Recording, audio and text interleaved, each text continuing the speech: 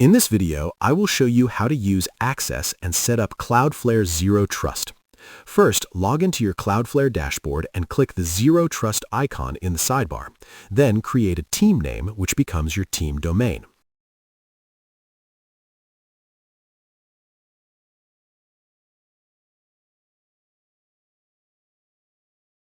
Next, choose a plan. Cloudflare offers a free plan for up to 50 users, which is great for small teams, and complete the initial setup. After that, go to Settings, then Authentication, and pick how users will log in, either with a one-time PIN or by connecting a third-party identity provider like Google Workspace or AZID. Organize your users by creating access groups to control permissions and decide who gets access to which resources. Finally, go to Access, then Applications, add your applications, and link them to the appropriate groups to enforce secure access. That's all you need to get Cloudflare Zero Trust up and running. If you found this video helpful, subscribe to our channel.